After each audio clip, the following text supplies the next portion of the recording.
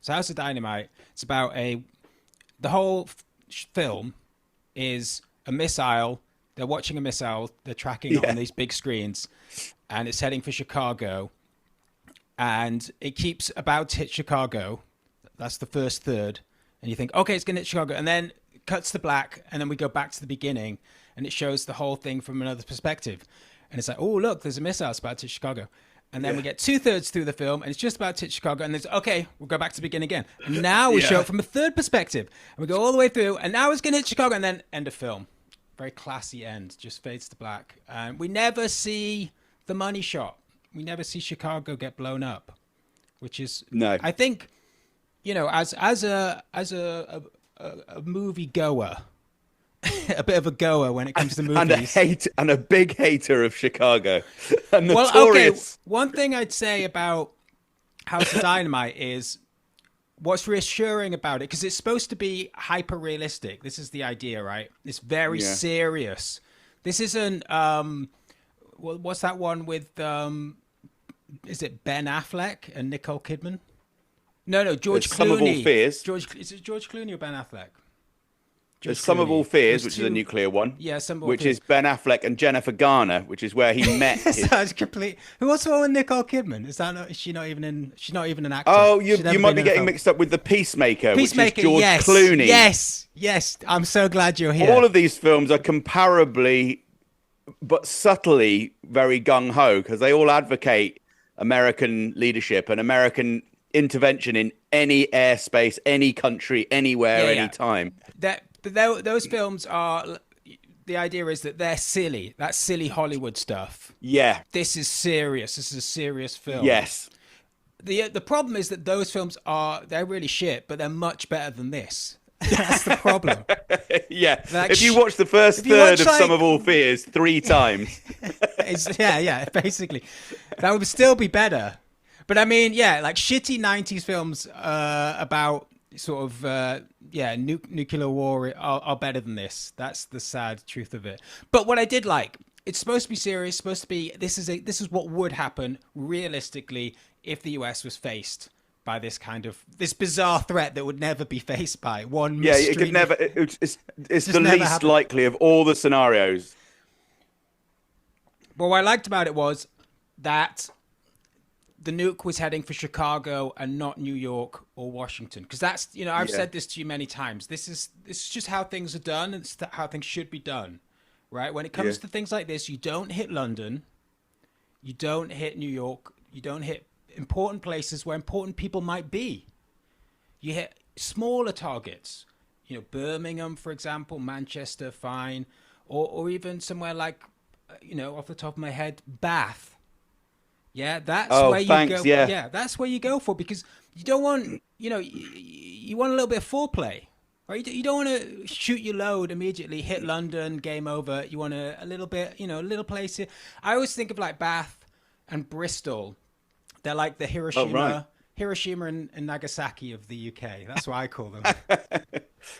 And so I did like that. You like to shoot it, and so you're saying you'd like to shoot your load in a bath? No, a bit of foreplay. Can't even do a good joke about it. No, I scanned it for all possible comeback puns. It doesn't work. It's well done. But yeah, so that was good. Apart from that, though, yeah, it was pretty terrible. What do I remember about it? It was very much like. It's one scene, right, that you get in films like The Peacemaker or whatever, played over and over. It's the scene where it's like, you better take a look at this, sir. It's just that scene, but for like 2 hours, where, because they're all in these rooms, because there's the Pentagon, there's the White House, there's like some military base, I think there might be like a fourth location, and they're all the same place. They're just places where people sit around looking at a huge screen. A big board. Showing the world and like a little dot.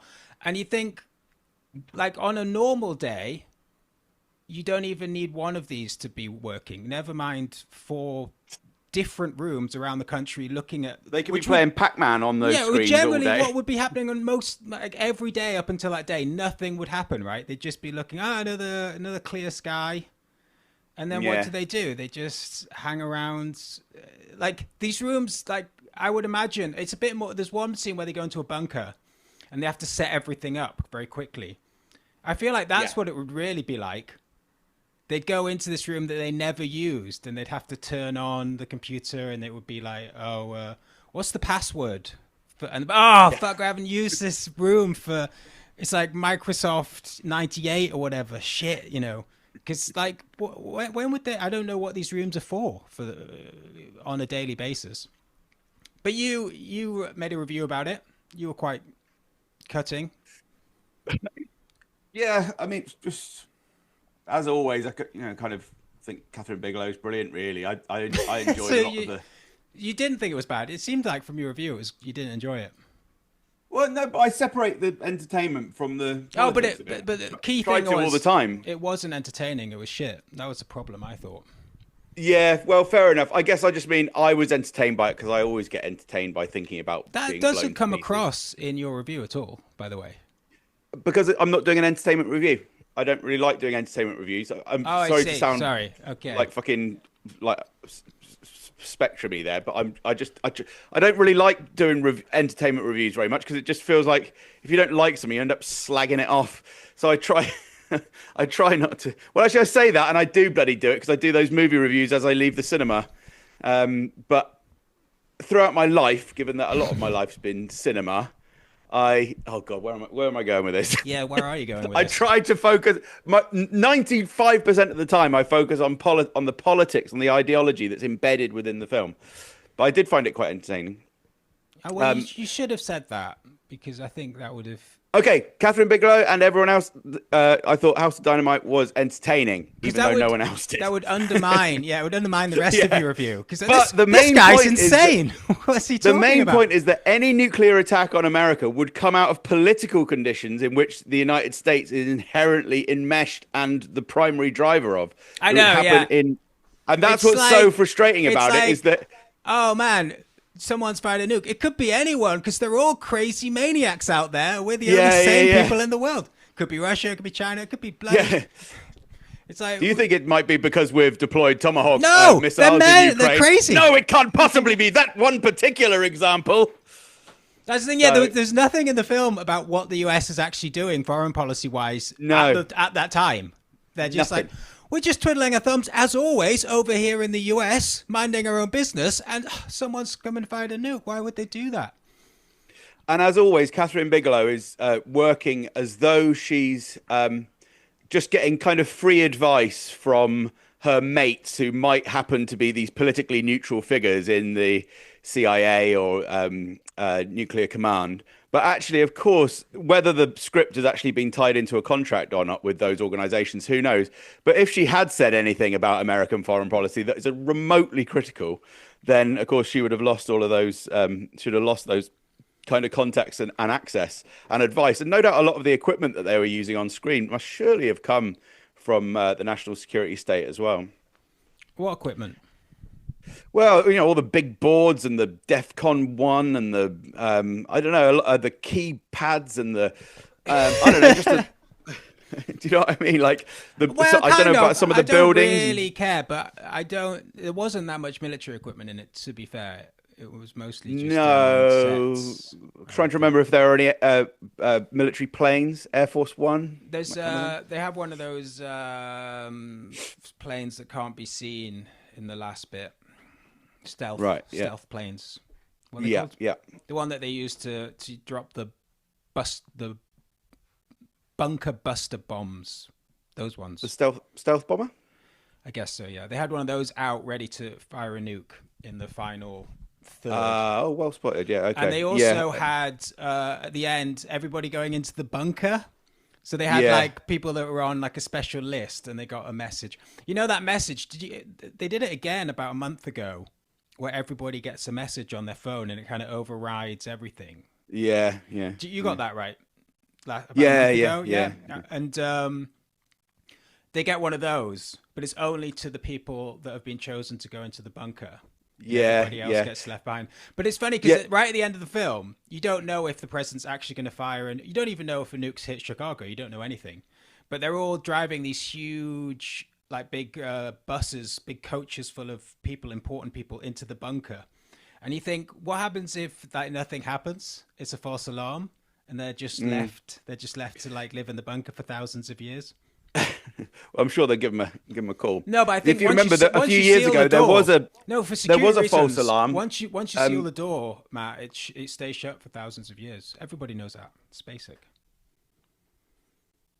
There was no communication with the outside. There must be communication. No, because what happens to people on the outside are trying to trick them. They're all like melting with radiation. Oh, it's fine out here. Please come out. Please open the door. Nothing's happened. That's a contingency. They're ready for any contingency. That's a zombie movie plot that you're thinking of, not what Stratcom have been planning for Mount Weather. Well, they're fools if they don't have that contingency thought about. We're okay now. We're just little kids out here. That was it was just a car backfiring. The world hasn't ended. Yeah. It was fine. Don't trust him, Jack. Well, can't we open the door just a little bit? Isn't there a safety latch? Where's There was that false alarm in Hawaii in about 2020, was it? Where what's his name? Who plays The Mask? Jim Carrey was on Hawaii. Do you remember that?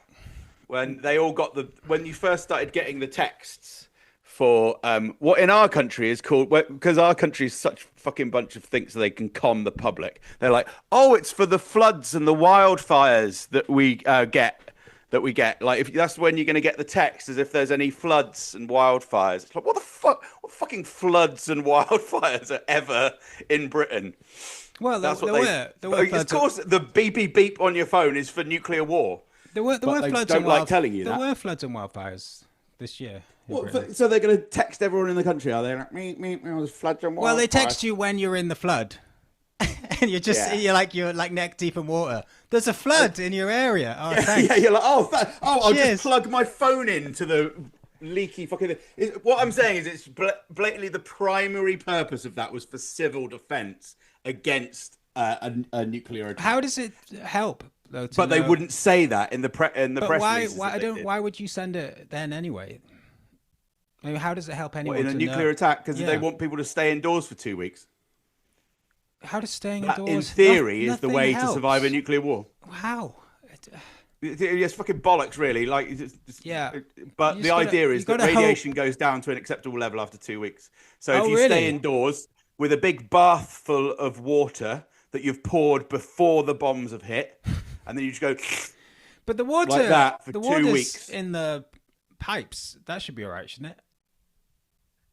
I don't know, but they tell you to pour a bath. I guess the pipes could easily be damaged and irradiated quite quickly. So. Well, it'll get cold very quickly. So you sit in a cold bath. You're worried. Your biggest worry in a nuclear war is that your bath water is going to be a bit cold. Catch your death of cold, won't you? I mean. No, you're meant to drink the water from the bath. Oh, I see. So I'd be sitting there naked in my bath. Gonna ride this in my bubble bath. Thank God, I wanted a couple of weeks off. Oh, it's getting a bit cold though. This is chilly, bloody Russians. But you're meant to drink the water for 2 weeks. You probably can't eat anything else except for some tins from your house, and then you go out into the street and have a lovely time. I see. That sounds good, actually. I think would just be a bit like a nice COVID, but easier. Well, I think a strategic nuclear strike and then counter-strike, I think might be a good thing overall. You know? You think that's a good if you're good thinking week, really long term, I think we're in such a kind of fucked up place now as a sort of civilization that, like you say, like you want everyone to die. It's kind of like COVID, you know, when COVID was happening and everyone, lots of people, the hospitals were overflowing, and people were like, you know what, maybe we're going to see a kind of socialist revolution off the back of this. That was the. That's what I think about. Is that the only way that Corbyn's going to get in? Yeah. Escalation is nuclear war leads to communism. I think something like that. Yeah. So Jim Carrey got the message on in Hawaii because they had a false alarm that they thought was from North Korea. So just Jim Carrey got it. That's suspicious. Yeah. So he's on the special list. No, everyone. The future will need laughter. So Jim's on. What do you mean, everybody? Well, imagine being trapped in a bunker with Jim Carrey. Why'd you imagine Jim Carrey? What was that all about? I didn't imagine Jim Carrey. No, why did you bring him up? Because he was one of the... God, you're so celebrity obsessed. And he talks about facing death because they were going down to like the 20-minute countdown. Celebrity and he said that the thing OK Magazine loving. Yes, it was OK Magazine, but that's where we're going with this. Jim Carrey got the alert. And they sport as well. People were scared. Thousands of people, thought they were going to die in Hawaii. Oh no, but Jim Carrey was on holiday. He was affected by it. He was just someone who told a prominent story about it. Okay. Anyway, should we talk about the news of this week? Yeah. Are you in a bad mood now? No. Are you sulking now, Matt? Be professional, for crying out loud. And sit up.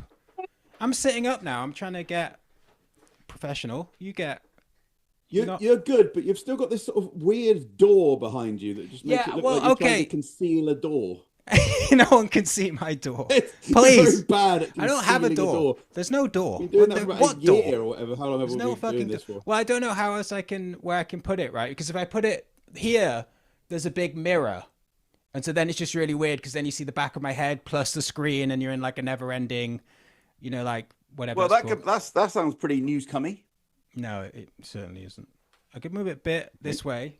What we got here? We've got like some boxes, a bit of a bed frame the wrong way around. Oh God, don't worry about it. Just get on with it. Just sort it out for another time. Oh, okay.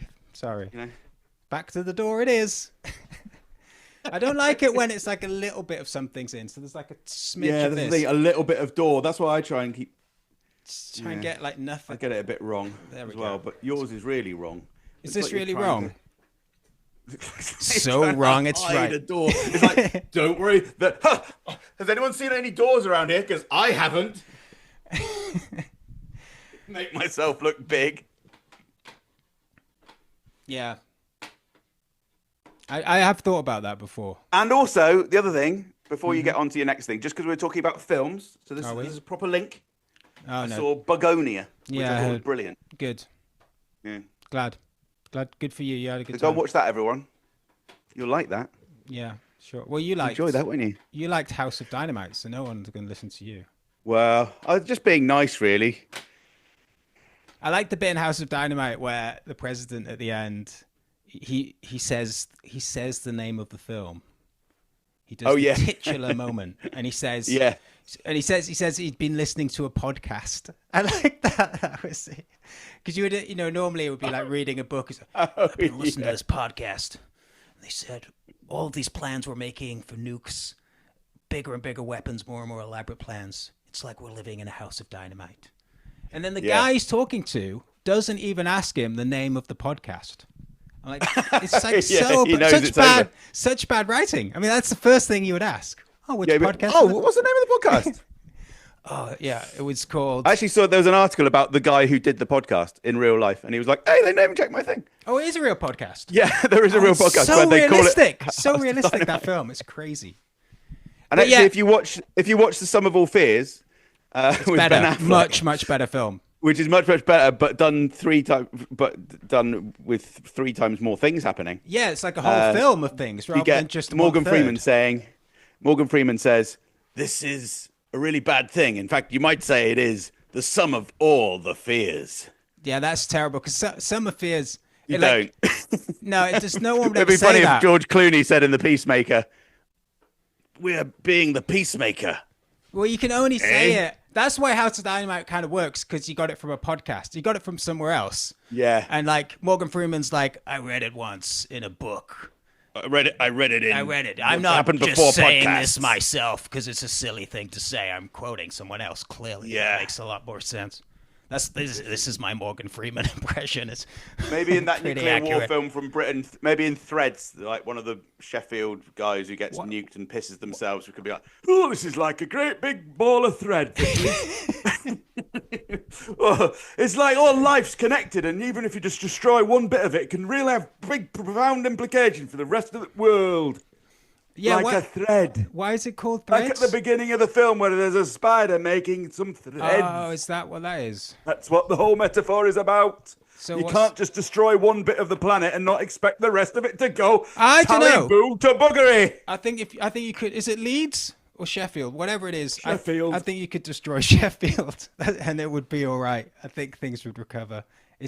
There's some threads that are really interwoven, but there are other threads that you can just snip off. Like, oh no, we've been destroyed. Yeah. No effect on nothing whatsoever. Oh no, that's Newcastle again. No, that's but that would be the Yorkshire. Don't pierce any mind. We're gone now, but don't worry about us. We'll go our own way. You just get on with it. We're still putting out a best 11 on the Sunday. Double hard bastards. News. So, loads of people got stabbed. God, that was a hard segue, but I managed to power through. We're having a nice time talking about nuclear war and hilarious quotes. Well, not anymore. Stabbings, is it? I love how the government keeps accidentally releasing violent criminals. What the fuck is that? How does that happen? I've got a theory about that. You've got a theory about that? Mm-hmm. Sorry, I sounded a bit too enthusiastic. I sounded like David Lammy at a fucking PMQs. You got a theory about that? Don't oversell it. It's not a good one. But I think some people in Wandsworth prison are deliberately trying to undermine the government by releasing people. In the same way, people said that the police during the riots in 2011 were allowing them to go on longer than they may have. Really? I don't know. That not really. Unlikely. Yes, it does sound unlikely. God, this. I think we can dismiss that idea out of hand. You see, this is your problem, right? It's like really. It's like no, not really. It's like let's dismiss it out of hand. No, the idea is that we don't know, and it's good to think about these things. Okay, try and imagine being in a place where you're a place of uncertainty. I know it's difficult. That's the reality, right? Uncertainty. We don't know what's going on. But one idea might be that Wandsworth prison, people in there are deliberately trying to undermine the government. It's not that crazy. Okay. I mean, because what's the evidence and what would be the purpose for them doing that? The purpose? Get reform in. So Wandsworth prison... the screws at Wandsworth prison, some of them have decided to try and impact the 2029 election. Well, in Great Britain by releasing a bunch of their own prisoners, risking their own jobs and salaries. The thing is, you the way that you think, like this is just a passing and putting out violent criminals, which is their sole job. This is just like a passing thing. It's not a big deal, Matt. But you're so like I can't let this stand. Like we have to shut down. There can be no uncertainty in this. Like the very idea this is happening, we have to discuss it and completely dismiss it. I don't think it's a big deal. Okay. Right? You think it's completely outrageous that would happen? Are you really? Why? But why? Why would they do it? You haven't given any evidence or a purpose. Happen? I mean, why would the head of Wandsworth prison be like, stuff like that happens. Everyone out. When has that ever happened? All the time. All the fucking time. What precedent is there for prison fucking managers being like, let's try and affect the electoral mindset? Not that specific thing happening, but the reason this is specifically difficult for Keir Starmer is because of the exact political problems that are happening right now to do with immigration, the control of immigration, the crowded prisons, the fact that the only time you'd have the opportunism to do it would be in this current situation where the prison system is so chaotic, right? That gives you an opportunity to do it. So is there a prison guard there who votes Labour or is a disaffected Labour voter who you've identified, and you're like, fucking hell, he's the one. No. So what do you think's happening? I don't know. You think that the prison... But they fuck up every year, don't they? It's just that it's become more fashionable this year to talk about prisoners being released, because there was a couple of high-profile ones that got released. Yeah. So the numbers have suddenly become more important, whereas in previous years there were only a few dozen. And they've fucked up a bit more this year. It's also to do with prison. It's also to do with cuts, isn't it? And the fact that there's no room left at the prison, so everyone keeps fucking up and everyone's overworked. Is at the centre of the news agenda at the moment.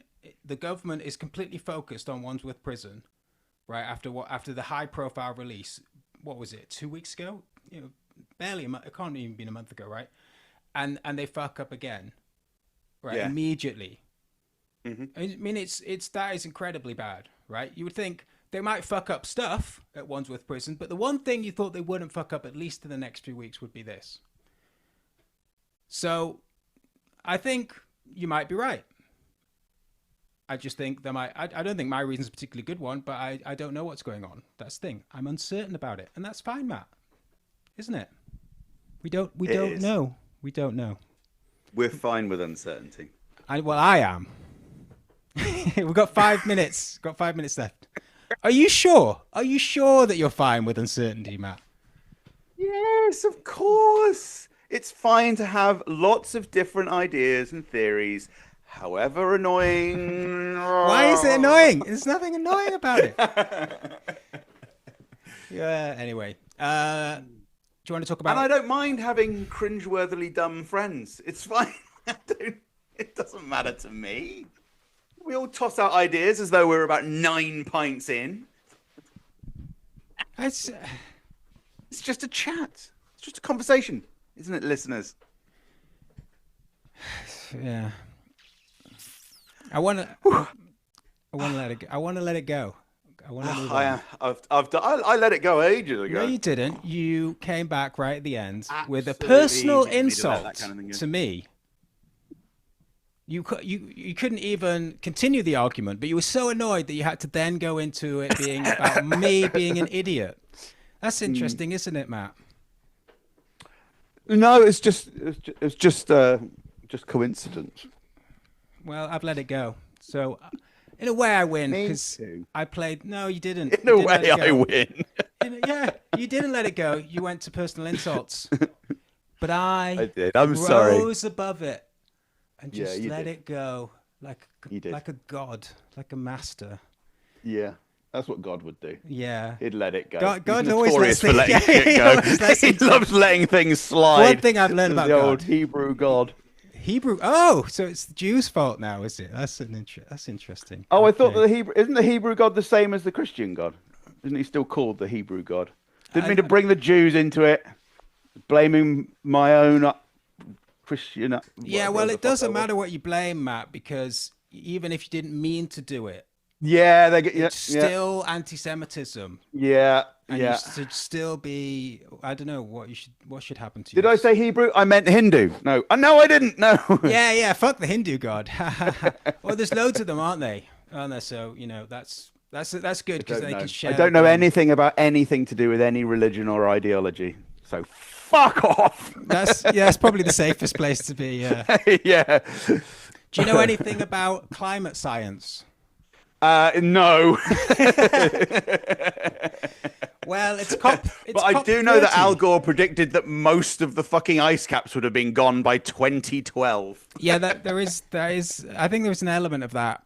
There was an element of that, wasn't there? There was an element of that being fucking 13 years and counting fucking horribly wrong. Sort of, catastrophizing has got people a little bit skeptical on the leading mediated form that was promoting the idea. We've got 2 minutes 30 seconds. Do you want to watch? I said you want to watch. We are going to watch Keir Starmer at COP30 in Brazil. Oh, brilliant! Yeah, they've just turned up to COP, haven't they? Which is the climate change summit that they have each year. It's ladies and gentlemen out there. What's it stand for? COP? Remind us all, Matt. Obviously, you and I know, but for the viewers at home, and the listeners. I'm just worried that we've only got 2 minutes and 3 seconds Yeah. left, and I'm not sure if getting through the whole acronym. Yeah, we don't have time. You're right. We'll have to newsnight it. No Particularly time as it's probably in a different language, like Dutch or Hebrew. I very much doubt brew. that anything is not in English. Anything international would be in anything but English. It has to be. Yeah, what is it? Climate optics. Oh, let's fucking look it up. Oh, by the way, in case anyone was watching last week, fucking India and Pakistan did nuclear tests in 1998, which is what I said, actually, what my thing was. So petty. But India had already tested it once in the 70s. What a small man trying to... I did get it right after all. Was it underground? Oh, shit, I didn't look. Oh, damn it. I bet it wasn't. Oh, do you know what it's called? It's not even fucking called Climate of the fucking thing. It's called Conference of the Parties. It's quite sinister. Let's have a look at this. Yeah, this is good stuff. This is another... You know, Keir Starmer making videos. It's always a winner. We've got less than a minute. Yes, they were underground. Damn it. I mean, well done. Good for you, Matt. It's so good to see my friends doing well. I love it when I get nuclear explosions right. And I love it when the people around me are successful and happy. Aww. We've got less than a minute. We don't have enough time to watch Keir Starmer now, so we're going to have to... Oh, can we watch it after the break? Yeah. In fact, I'm so sick of this that I'm going to stop it right now. I'm going to... Instead of waiting to play out the fucking clock like a child, let's just stop it. Yeah, we're growing and learning. 1. And we're back. Hey! Keir Starmer has gone to Brazil to solve the climate crisis. Yeah, go Keir. Do you know how far it is to Brazil round trip? I reckon it would take you a day and a half to get to... I said how far? 44 hours round trip. Miles. 3,000 miles there, 3,000 miles back. No, it's much more. Well... Is it really? Nobody actually knows. According to the Daily Mail, it's 12,000. But according to the Telegraph, it's 9,000. So you can see why we're in a climate crisis. No one can even do sort of basic measurements. I have no idea what's going on. Anyway, Keir Starmer's over there. And obviously, like everything else, he thought the best thing he could do was make a top-notch video about him. Oh, another funny being one. Keir Starmer. Sure, yeah, here it is. Let me share. Being Keir, so it should be called Am I Keir Starmer? Ooh.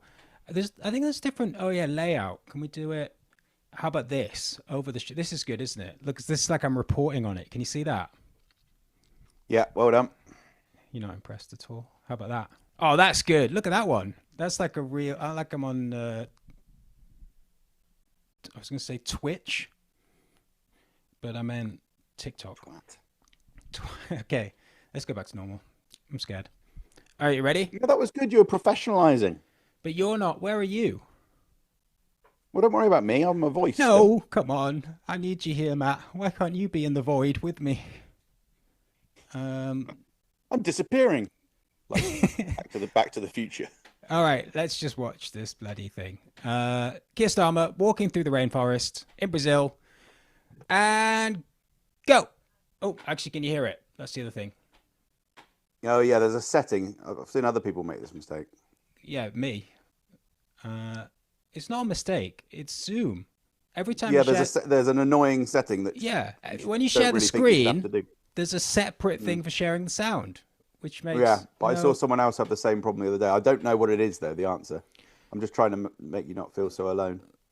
I don't need... Dots. You're like saying, oh, I don't want to make you feel insecure. It's like this idea that I'm constantly feeling insecure, which I'm not feeling.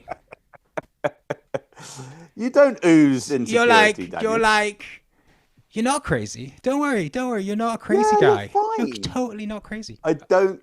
Honestly, you're no doing one is fine. saying... Your podcast, your life's going well. Yeah, my life's going well. these days. Podcast is going well.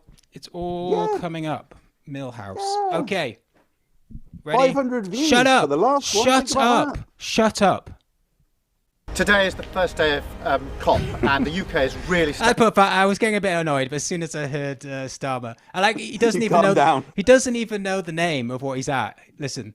Today is the first day of COP. The first day of what is this again? I can't remember. And the UK is really stepping up here. This is good. Classic Starmer looking at opening a book. We get all the classic tropes. I'm here as Prime Minister. We've got the Prince of Wales here, and what we determined. The big people that know all about the climate is Keir Starmer, Prince of Wales. To show is that climate change is for real. It impacts all of us. This is something, right? So this is the 30th one of this thing, right? And the aim, Keir Starmer thinks, is to show that climate change is real. That's still where we are. We're still at that square. To Wales here, and what we're determined to show is that climate change is for real. It impacts all of us. You may remember the flooding in Sussex that we had this year, also the wildfires in Scotland. So And there you see the imminent nuclear war and flooding. That's for the doubters like you. Impacts us all. We've got to act. We've got to show leadership, but also it's a huge opportunity. That's what I've always been saying. The great thing about climate change is it's a huge opportunity. I love it, actually. It's a huge opportunity for everyone. We already have 400,000 jobs. Thank you, climate change. Economy, green jobs, whether that's energy or elsewhere. There's another 400 to go, and I've been announcing jobs in Great Yarmouth, in Belfast and Manchester here today. So stepping up. What did he say? I thought he was in the rainforest. Did he just say in Manchester here? Is that what he said? In Belfast and Manchester here. What? So he's in an artificial bit of rainforest in the Manchester, and then he's going to fly afterwards. So that he made this. Oh, November the 7th. No, this came out November 7th. Okay, we don't know when he shot it. So maybe there's so little rainforest left that it's just a little studio amount. I'm here at the Rainforest Museum, the historical Rainforest Museum in Manchester. Yeah. That's outrageous? I guess you can kind of maybe is that a lamppost or something there? Today, so stepping up to the challenge, taking. I suppose there is a path, which I guess they don't have in the rainforest. I mean, I don't know. I don't know anything anymore. I can't believe he's in Manchester. To go, and I've been announcing jobs in Great Yarmouth, in Belfast and Manchester here. He's doing his jobs everywhere. He can't even. The problem is he can't really speak. And in Manchester here. In Great Yarmouth, in Belfast and Manchester here. Manchester. He's missing syllables. Today, so stepping up to the challenge, taking the opportunities. It's a great end, that. So the whole thing is this. It's quite a tight little video, but then there's just announcing jobs in Great Yarmouth, in Belfast and Manchester here today. So stepping up to the challenge, taking. The way that he would just head down, just so grim. But he obviously thought this was a great. He's like, do you remember that bit when I came off the stage? We've got to get that into the video at some point. It was like, well, it's not really much to say. It's just you in front of camera. No, we've got to get this bit in. And as I'm stepping down from the stage, say, today is the first day. Yeah. Oh, is that what he says? Oh, that's quite good. Yeah. Because that will be really interesting then, because of the contradiction. So it's like pure art. It's like, what did George Lucas say? It's poetry, it rhymes. You know that? Yeah. No. That's what he said about the new Star Wars films. It's like poetry, it rhymes. That was his idea for the... Oh, okay, yeah. It's good. Somehow Starmer became Prime Minister. Yeah, exactly. This is quite funny, though. Somehow Palantine returned. Is that what the title of your last one? This is in the Times, right? This is from COP 2029, a year on. No countries sign up for Keir Starmer's Global Clean Power Alliance.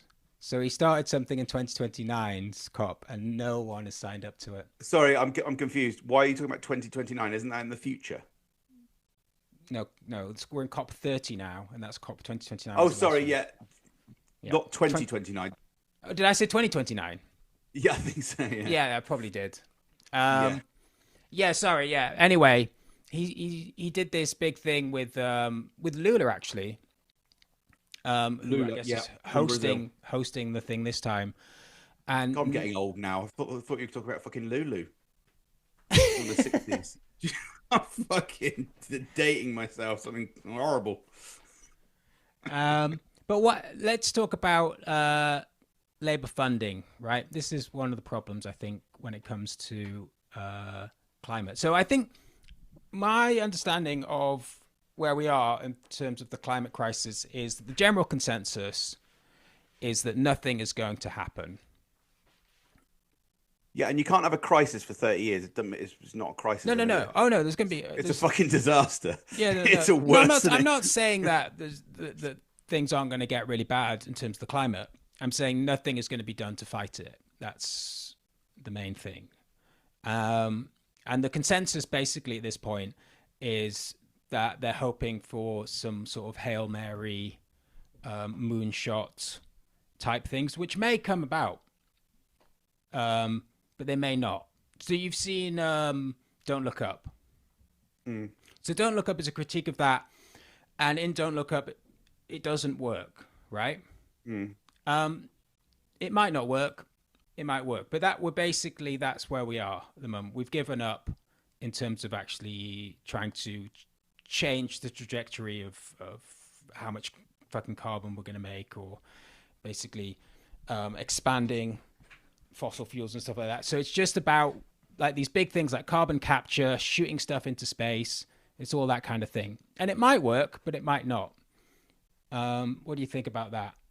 I think that Keir Starmer should be in Don't Look Up too. And I think at some point you should say to Morgan Freeman, hey, whatever you do, don't look up. Well, you should say, I listen to a podcast and the climate change is the sum of all fears, Morgan Freeman. Yeah. Think about that. It's some of all fears, but it's not all of all fears, because what about immigration? Yes, exactly. Where are you from, Morgan Freeman? Exactly. You don't look like you're British to me. Every time, well, not every time, but Keir Starmer's posts are so serious on Facebook. I've started to say things like, now you're dating yourself. Now you're aging yourself. Facebook. You mean Yeah. you mean on when you're watching his live stream on Twitch? When I'm watching his twatch on Yeah. X, I say things like, "Oh, I liked it when people used to put pictures of their meals up," things like that, just to be annoying. Yeah, that sounds about right. Matt Alford doing stuff just to be annoying. Yes.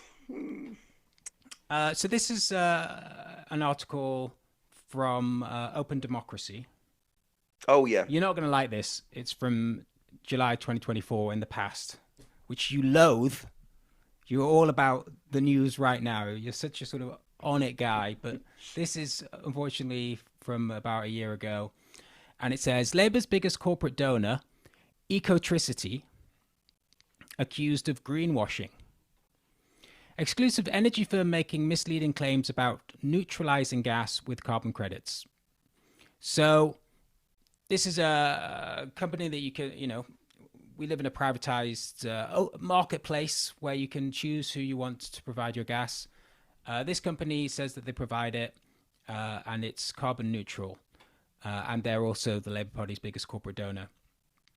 But Ecotricity Limited, which has given almost £3.4 million to Labour since Keir Starmer became leader in 2020, claims to be Britain's greenest energy supplier, yet 99% of the gas it supplies comes from fossil fuels. The company claims that this gas is carbon neutralised because it invests in carbon reduction programs to cancel out the carbon burned, right? So it's providing you fossil fuels. It's not providing you with green electricity, but what it's doing is it's then using these carbon neutralizing offsetting. It's offsetting it Yeah. by doing something good somewhere according to them. But it isn't, right?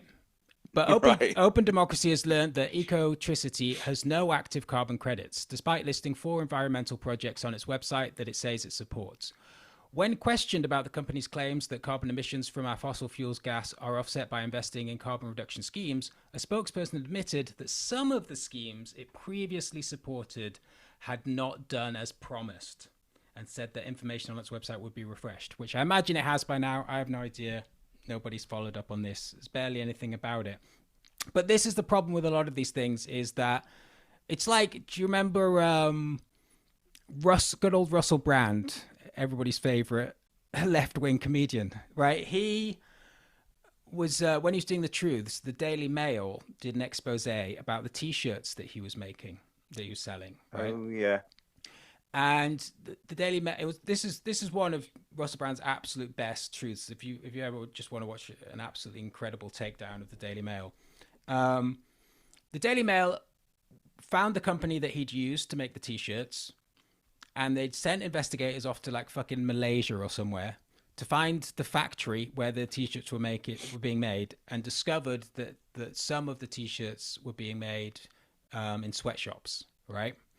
And the problem was that Russell Brand had paid, more money than you would have to pay to use a company that assured him that they never used these kind of things. Okay. But the company had then outsourced their production to another company, which had assured them, but that company had then actually just started using sweatshops. And this is the problem with all of this stuff. The same thing happened with a T-shirt I own, actually.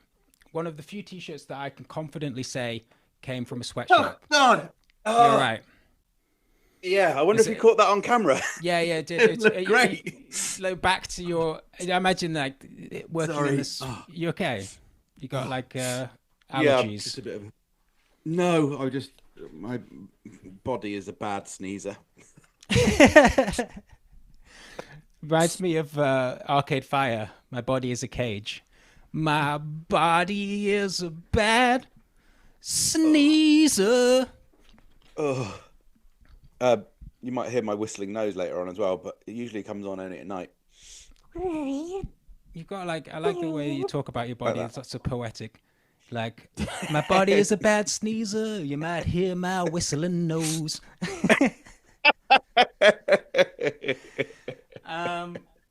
What was I saying? Sorry, yeah. So anyway, basically outsource to outsource to outsource. Everyone promising a kind of pyramid scheme of goodness. Yeah, so and then it's just there's all a guy bullshit. in Walthamstow called Angry Dan, and he made the iconic Jeremy Corbyn T-shirt, which I have somewhere. Give me 1 second.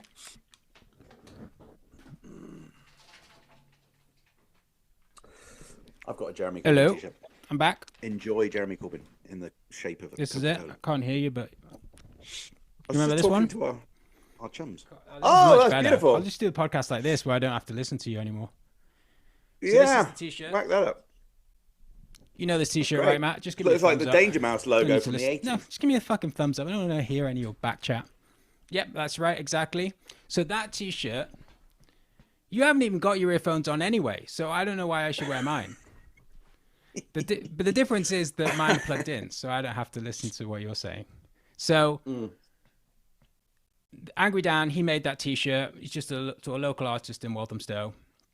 And it took off because it's quite a cool design. And it was sold all around the country. I bought one. The Daily Mail investigated him as well. Obviously, all of these people, Russell Brand, Angry Dan, they're not T-shirt makers. They hire a company. And if they're ethical, they hire a company that says that they are ethical. But then these companies outsource stuff. And obviously the Daily Mail don't investigate anybody else. Like the big clothes companies that make, thousands and thousands of garments for everybody in the country. They only investigate these tiny and Brand and Angry Dan, who probably sold a couple of thousand T-shirts among, you know what I mean? And on Russell Brand's takedown of Daily Mail, he lists all of the companies that have been linked to sweatshops, all of the high street brands, and it's pretty much all of them. So if anything that you wear, there's a chance that it was made in a sweatshop, basically, because it's all outsourced. And it's the same with this climate stuff, because nobody's actually building the infrastructure and stuff. What people are doing are starting up sort of companies to get capital in places like the UK and Europe where there's money. And then they are hiring on the cheap companies in Africa and other places to do the actual work. And they're obviously, when you hire companies privately, you're looking for the lowest bidder, firstly. So then there's incentive for those companies to cut corners. And so in the end, none of this stuff works because it's not actually being implemented. Sort of like these kind of big infrastructure projects have to be done by government, really. I don't, I don't see any other way around it. And this is the problem with people just getting very cynical of all of this greenwashing, green movement stuff, because it's just like everything else. It's a big moneymaker. I'll put the headphones on now. Yeah. Yeah, it's a systemic problem. So, you can't fucking rhetoric your way out of it if you're a company or anyone.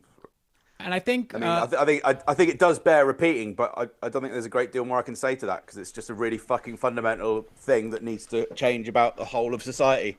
And everyone's just fucking, they're not only fiddling while fucking Rome's burning, but they're fucking trying to make a buck out of it through weaponizing the fucking morality around climate change and any of those issues at the same time. But I think politically it's got, I think things have moved.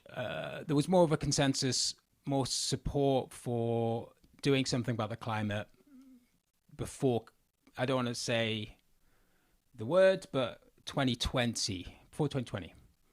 What happened in 2020, apart from, think of something else and we can blame it on that. What else happened? The pandemic. No, don't. We don't want YouTube to... The end of don't the want that word to come up and then they'll be, oh, we have to see what are they saying about that. No, we're talking about not the pandemic, we're talking about something else. What are we talking about? What happened in 2020? Tenet. That film it came out 2020, didn't it? Tenet. Oh, Tenet. Oh, the Christopher film Nolan. about the CIA guy. Yeah. So before Tenet came out, people were more engaged with the pandemic, right? With the pandemic, but then they got really interested in the hype around Tenet, which is all for it. Yeah, about climate change. But then because of Tenet, what happened with that film was a few things, right? One was massive corruption involved in the funding of the film, right? A lot of the money. So everybody was really excited about the making Tenet. So they managed to get by a lot of the sort of laws that you would normally have, sort of scrutinizing on where money's being spent. Because, we really want to see Tenet. Just get it done. Just get it made. So a lot of the money went to all sorts of like weird places that weren't even in the production of Tenet in the end. Like, actors like Jim Carrey, he got huge amounts of money. He was never going to be in it. I know. He got a trip to Hawaii out of it. But he got his comeuppance. That's the main thing. I hadn't heard this about Tenet, and I'm starting to wonder if it might be one of your analogies. You're starting is there going to be a big reveal about the fucking anti-Semitism again? Are you starting to wonder? Are you not following this at all? I really don't know with you sometimes. Mm-hmm. Yeah. Are we on? We're on the same page. Okay. You that's a question. Sorry, my friend just absolutely piled into the fucking ring light, trying to be polite as she walked past. I don't know what you're talking about. Carry on. If I don't know what you're talking about, there's going to be at least Granddude out there who doesn't know what the fuck you're talking about. Granddude knows. Especially as he's going to be not half cut, but 2.5 fucking 3/4 cut. We're talking about 2020. Yeah. All I know about 2020 is the pandemic. Right. And we're not we're not talking about that. So instead we're talking about Tenet. It's not that fucking difficult. Yeah, all right then. Okay. I'm talking about all of the money that went into making the film Tenet. I see. I get it. Good. Okay. I get it. Yeah. Right. So one of the problems people had with this was that the hysteria around the film, a lot of people were scared of the film. They thought it was going to be too scary. Yeah. So they thought Tenet, going backwards, that's going to be scary. And other people were like, it's probably not a big deal. And some people they're so scared, they're like, I'm going to stay in my house. I don't even want to. And not go to the cinema to watch Tenet. Coming up, I might stumble into the cinema, so I'm going to stay in. And this was all used, this fear-mongering, to allow certain things to happen and for money, huge amounts of money. The biggest transfer of wealth ever, apparently, happened during the production of Tenet. Yeah. And no wonder it didn't make us money back. And then, and I think all of this, and this partly, so I think on like a basic level, one of the sort of general analysis of Trump getting back into power was that everybody who was in power during when Tenet was released they all lost their seat right across the world because people they associated them with the badly made film Tenet. They were like, this plot doesn't make any sense, right? If you have a bullet that goes, this was one of the things that there was a lot of stuff online, a lot of people talking about Tenet, and they were like, if the bullet is already wedged into the table, and then in backwards time, it comes out of the table and goes back into the gun. Like, when was it ever, like, when they built the table, was the bullet part of it? It didn't make sense, right? There were lots of interesting stuff about the film, but there was like the central conceit of it, there was something wrong with that. Was the film really made in China? It's not set in China. In a film lab. Yeah, exactly, yeah. Is that what you're saying? Well, that's what people said. People said that it was made there. Yeah. But we all know where it was really made. The same, I don't know. It was. Well, I think it was made in London, actually. Really? Yeah, but now we're getting really confused because I'm actually talking about the Tenet. real Tenet. Hang on, my friend's going to see if she can make it past the ring light with her and through the obstacle course and out away into the studio. But interestingly, the US had an election in the middle of the production of Tenet. Yeah. And so Donald Trump was booted out. Yeah. But then Biden came in, and then he was overseeing the production of Tenet. Yeah. And many people saw that as worse. He was ballsing it up even more. So then he was chucked out in the way that most people were chucked out. And we got Trump again, right?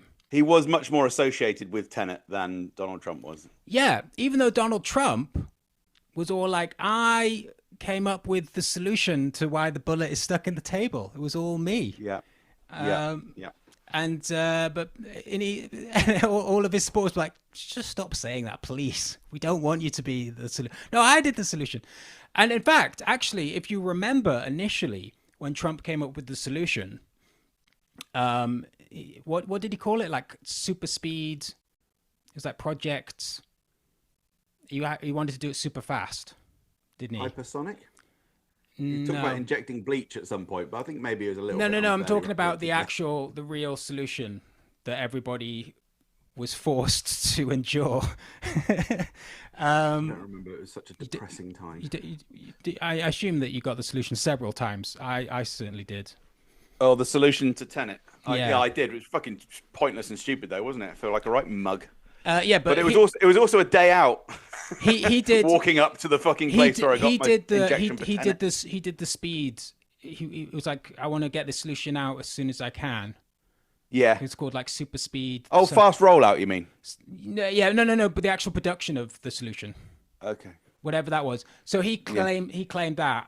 I mean, one of the parts of that was that they steamrolled through all of the general safety things. Like normally you have to test these things for quite a few years, and they did it in like 1 year. When this was happening, and the Biden and his team and the Democrats were not in power, they were highly skeptical of this. Mm-hmm. And Biden actually warned against it. But then, after he won the election, he was all for the solution that he'd warned against. And so people were just very skeptical about Tenet in general, particularly because, actually, people had thought for a long time Christopher Nolan, he makes good films. But another thing, what often happens is something that happens sort of in the present sort of reconfigures the past, sort of retroactively. And people started to think, well, actually, Tenet's not that great. And when come to think of it, Inception is a bit batty as well. Like, it doesn't really, like, it's basically just a heist. It annoyed me, did Inception. Yeah. Like watching a stupid cartoon. And then, like, well, what is he actually, like, everyone talks about The Dark Knight, but I've always thought The Dark Knight was a bit of a, I always think Batman Begins was better, actually. But anyway, people started questioning Christopher Nolan in general. We've got 10 minutes left of this. I don't know how we're going to get. Anyway, and people like, maybe he's not as good as we thought he was the whole time, But then he came out with Oppenheimer, and that was really bad. It was a terrible film. And he won the Oscar. because the establishment were like, no, he is good. He is a good filmmaker. This is a good film. You will like it. And people were just getting more and more annoyed about this. And so I think, yeah, as I was saying, on a general level, Trump got back in because people were just generally upset about Tenet. But there was a larger kind of change, I think, about the way that people looked at the filmmaking process. People were more skeptical that film experts, people like Mark Kermode and Roger Ebert, if he's still alive, that they were telling the truth all of the time about these types of things, and that actually things were a lot more complicated, and there was a lot more uncertainty, Matt, remember? See, this podcast is so well planned out about these kinds of problems. And even though you could say like legitimately there was, and the problem is that in the political system we have, it was either like, oh, Tenet's good or Tenet's bad, and you have to be on one side of the argument. But in reality, it's not so clear cut. So that's, I think we kind of got through that, right? And that's the story of Tenet, which I saw in the cinema. Have you seen it? No. Yeah, well, you often say that it just passed you by. It just depressed you, the whole thing. Yeah.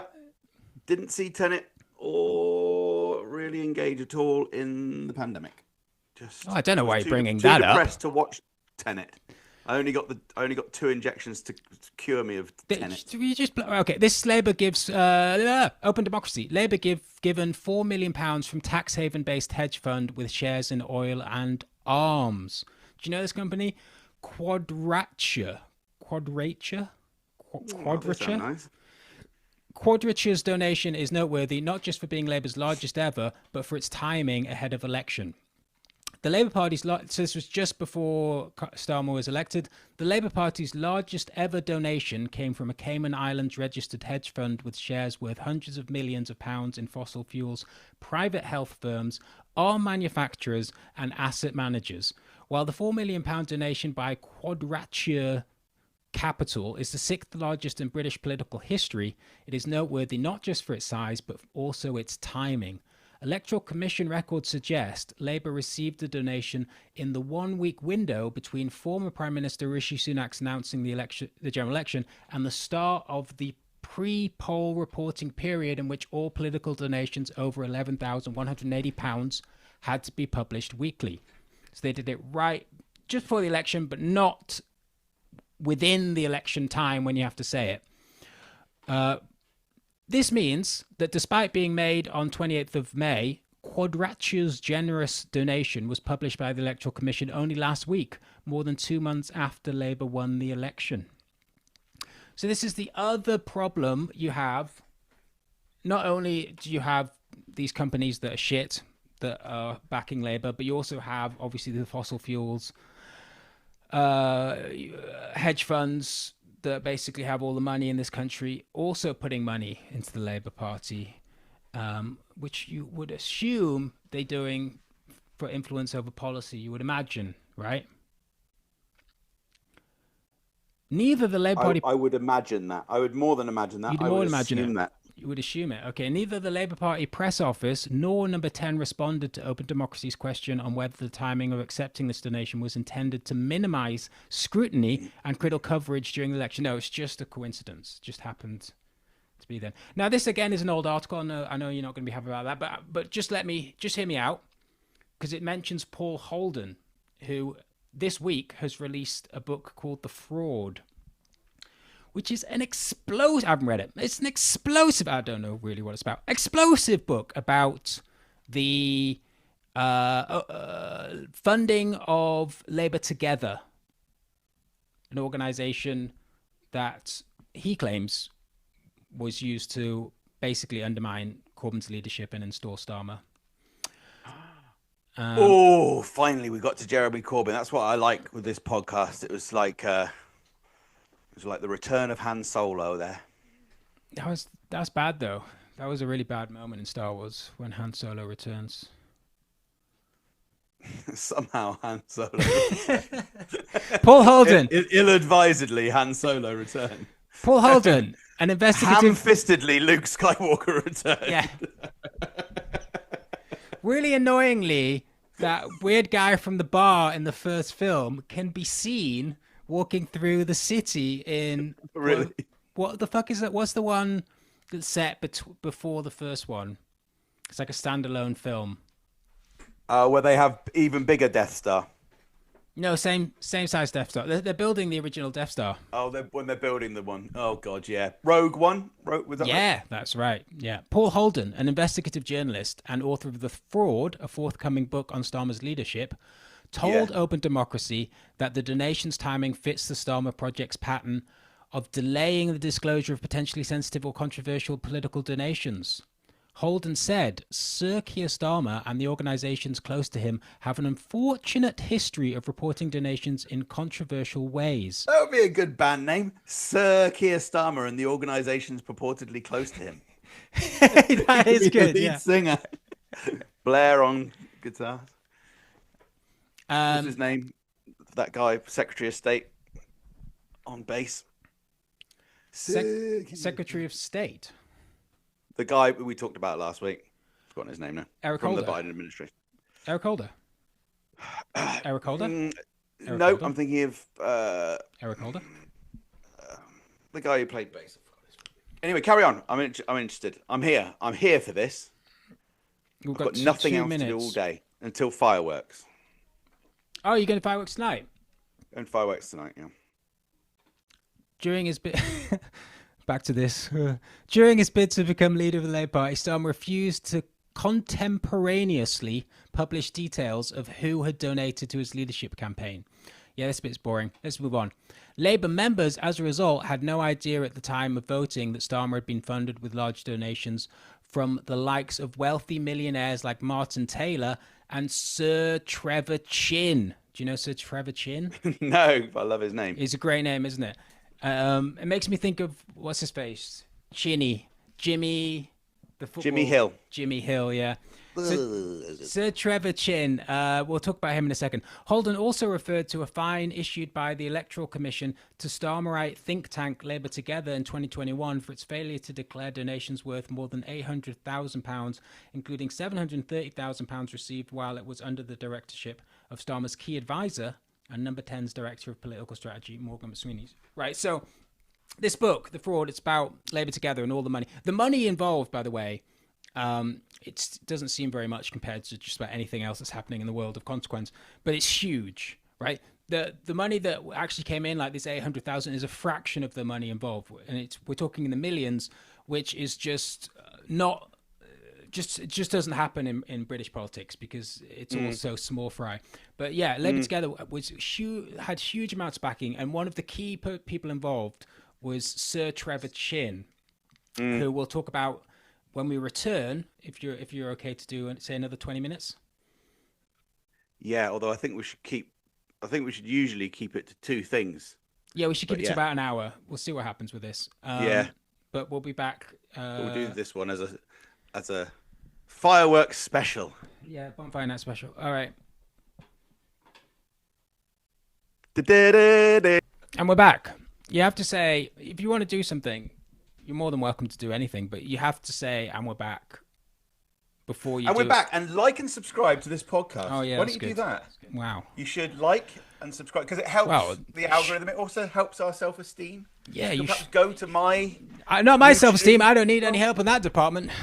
He doesn't need any. But we all need a little bit of love. Apart from me. The only way you can show love through the screen is by clicking on that little button there.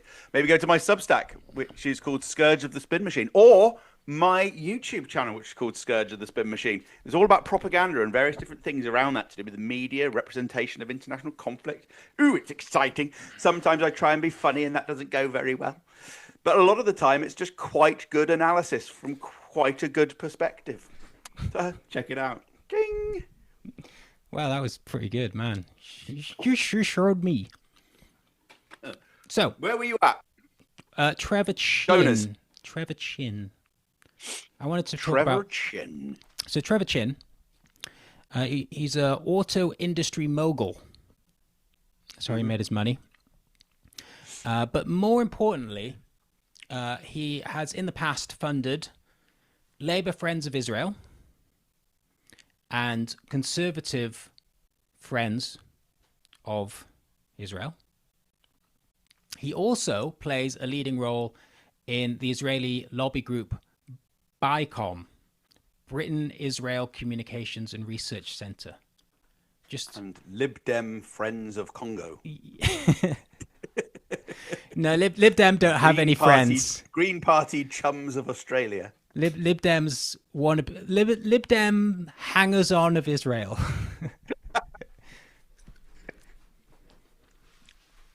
Yeah, so he's an interesting character. But I really just want to bring in Trevor Chin because I want to talk about Ruth Smeeth. Oh, me too. Do you know Ruth Smeeth? No. Who's Ruth Smeeth? Ruth Smeeth is probably the most dislikable person in the world. I haven't met everybody in the world.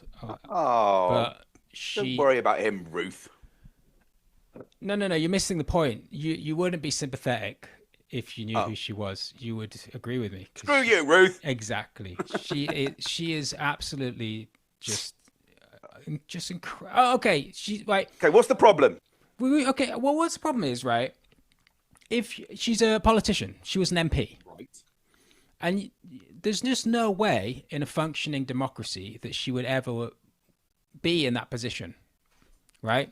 Whatever your politics are, you do not want this woman being the face of it.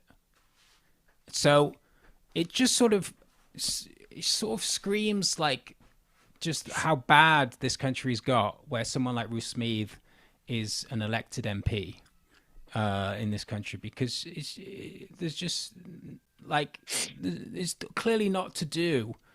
It has nothing to do with somebody having actual talent or charisma or ability or anything like that.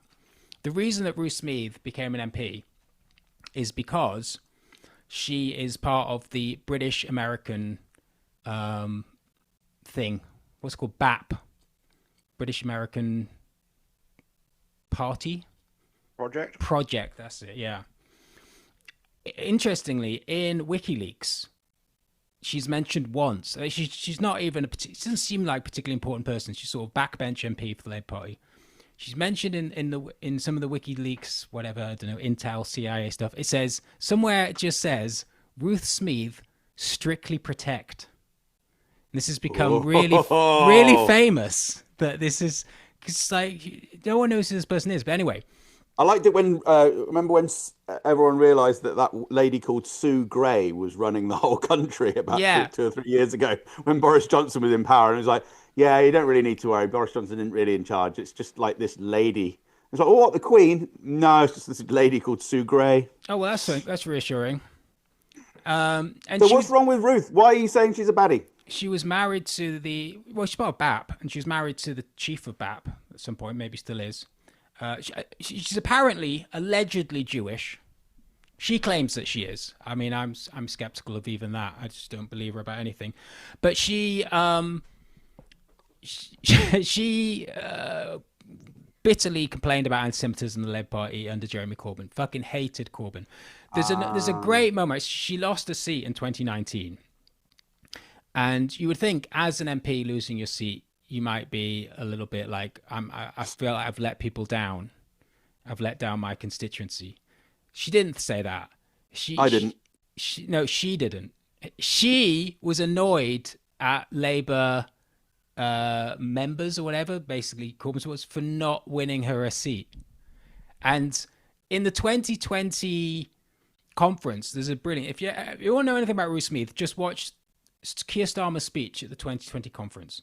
Because opening for him, for no apparent reason, is Ruth Smeeth, who's not even a Labour MP anymore. She's just like an unemployed person. But Starmer gets her to give like a little opening to introduce him.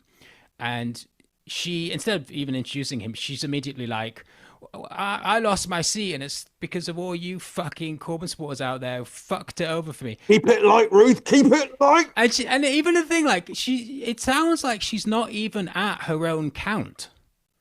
Because she says, so, you know, on the election 2019, I got a phone call. It was from my count. I'm like, why are you not even at the count? You're the MP. It's like, oh, I was just count? Sorry? Who's Mike Count? She was in. I mean, and one of those joke names. She was in bed with Mike Count, and Ruth Smeeth. Yeah, just look it up. What can I say?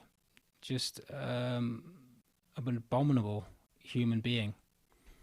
Well, you've got me convinced. Yeah, I don't think I have. I've got to. What else can I say about Ruth Smeeth to convince you?